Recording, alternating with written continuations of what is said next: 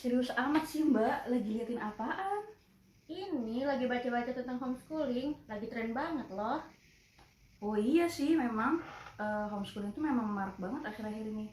Tapi ya, sebenarnya homeschooling itu udah dari dulu tau. Oh iya, kan baru booming nih di kalangan para artis. Ah, ente kadang-kadang. Sebenarnya, homeschooling itu udah ada dari tahun 1960-an. Gak percaya? Yuk kita simak video selengkapnya. Halo Sobat Literasi, pastinya rekan-rekan sudah tidak asing dengan istilah homeschooling yang sedang marak akhir-akhir ini.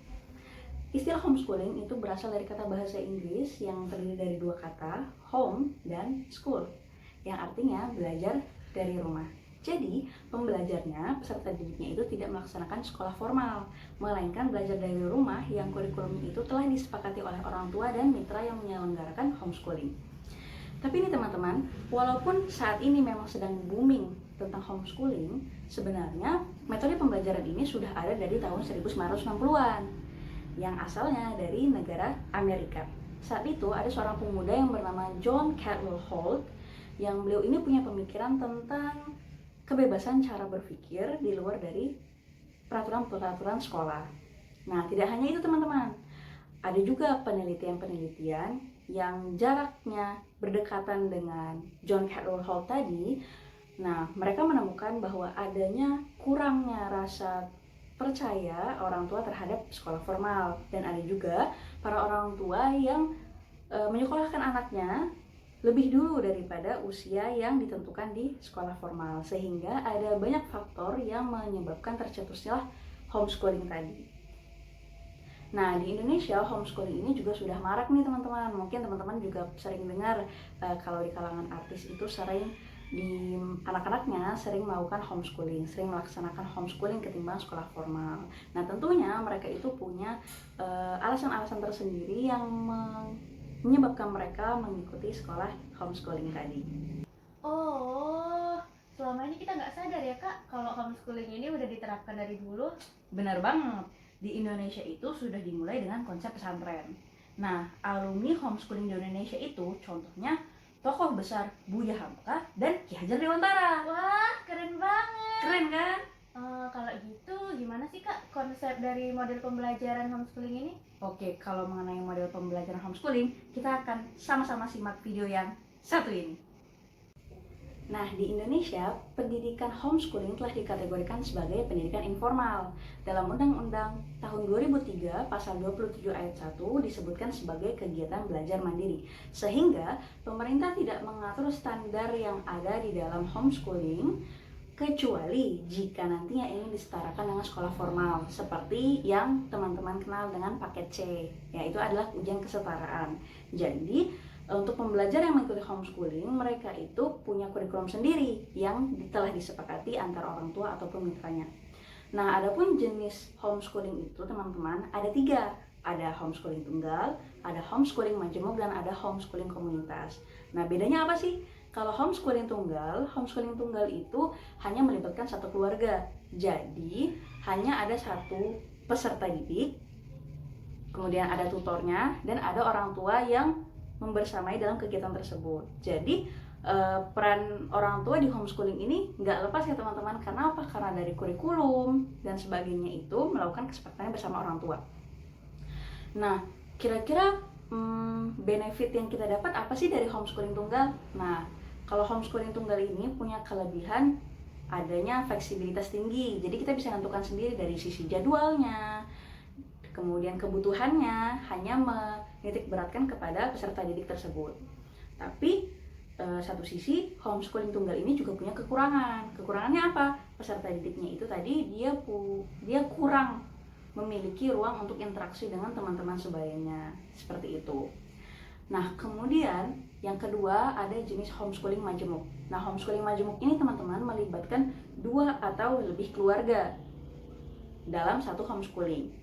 Nah, di sini mereka itu akan melakukan kompromi, akan ada kompromi untuk beberapa kegiatan-kegiatan yang sama.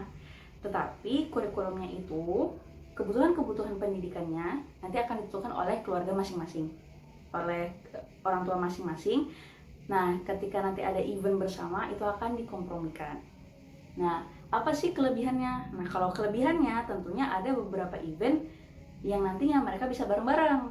Seperti itu. Jadi anak-anak bakal punya ruang interaksi yang lebih luas ketimbang homeschooling tunggal. Nah, kerugiannya apa? Kerugiannya itu adalah mereka harus punya waktu untuk bersama, untuk kegiatan bersama, harus bisa berkompromi seperti itu. Nah, adapun yang terakhir itu adalah homeschooling komunitas.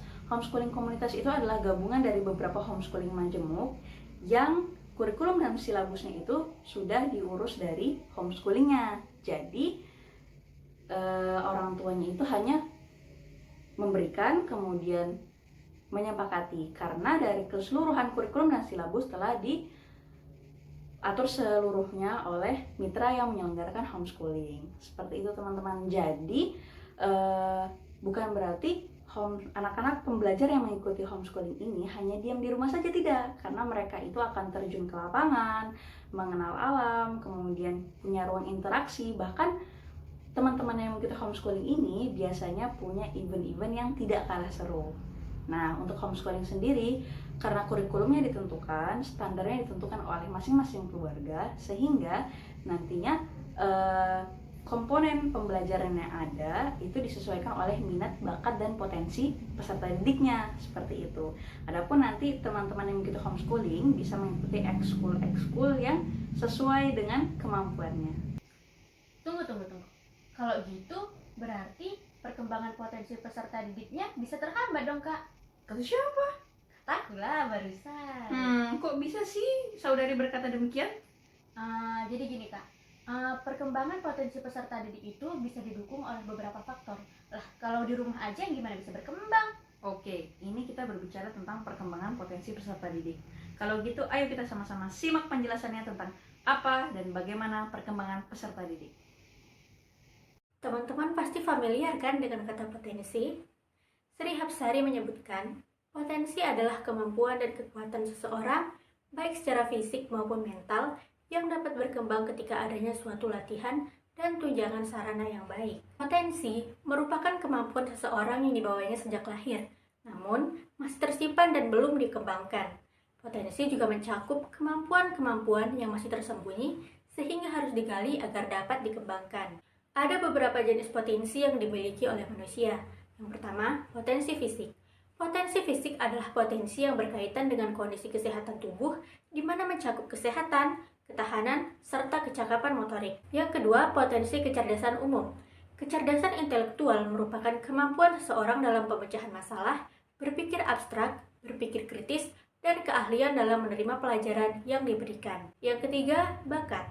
Bakat merupakan kemampuan dasar atau potensi yang merupakan pembawaan untuk memperoleh suatu pengetahuan dan keterampilan dalam suatu bidang. Yang keempat, kreativitas. Kreativitas mengarah pada penciptaan hal baru, baik dalam bentuk fisik, lisan, tulisan, maupun abstrak. Dikarenakan potensi merupakan kemampuan yang masih tersimpan dan harus digali lalu dikembangkan, maka ada beberapa faktor yang mempengaruhi perkembangan potensi. Yang pertama, faktor internal. Setiap individu memiliki karakteristik yang berbeda yang disebabkan oleh faktor keturunan yang dimiliki sejak lahir, baik dari segi biologis maupun segi psikologis. Karakter biologis merupakan bentuk fisik yang bisa dilihat oleh mata. Individu yang dianugerahi fisik sempurna dapat lebih efisien mengembangkan potensi yang ada dalam dirinya. Karakteristik psikologis berkaitan dengan hal abstrak dalam jiwa individu mengenai mental, emosi, dan intelijensi. Yang kedua, faktor eksternal. Lingkungan sosial adalah lingkungan di mana seorang individu berinteraksi dengan individu lainnya, mulai dari ruang lingkup yang kecil hingga ruang lingkup yang besar. Keluarga adalah lingkungan terdekat dan terpenting dalam menemukan dan menunjang potensi peserta didik. Hal ini tidak lepas dari dukungan keluarga yang harmonis, memberikan kesempatan sebesar-besarnya kepada anak untuk mengekspresikan pemikirannya, sehingga anak dapat mengenali dan mulai mengembangkan potensi dirinya. Sekolah menjadi lingkungan yang sadar dan terencana yang ditempuh oleh seorang peserta didik dalam mengembangkan potensi dirinya. Hubungan baik yang tercipta antara teman sebaya, guru, dan masyarakat lingkungan sekolah memberikan pengaruh positif pada proses belajar. Masyarakat menjadi wadah peserta didik untuk mengaplikasikan sekaligus mengasah potensi yang dimiliki. Sebagai peserta didik, harus bijak dalam memilih di mana tempat untuk berkembang. Nah, jadi homeschooling itu bukan berarti peserta didiknya hanya belajar dari rumah. Bahkan ada beberapa jenis homeschooling seperti homeschooling majemuk dan homeschooling komunitas yang akan melibatkan keluarga yang lain, sehingga peserta didik ini punya ruang interaksi kepada teman-teman sebayanya. Homeschooling ini sengaja didesain untuk memfokuskan kepada minat, bakat, dan potensi peserta didik. Jadi, bakal ada event-event seru di luar yang menunjang peserta didiknya tentunya. Berarti homeschooling ini bisa menjadi alternatif untuk orang tua yang memiliki kondisi tidak memungkinkan untuk menyekolahkan anaknya di sekolah formal ya Kak? Bener banget, contohnya tadi seperti artis-artis, kan mereka punya kesibukan tuh, syuting dan sebagainya. Jadi kalau mau sejalan dengan sekolah formal mungkin sulit untuk mengatur waktunya, sehingga homeschooling ini menjadi alternatif.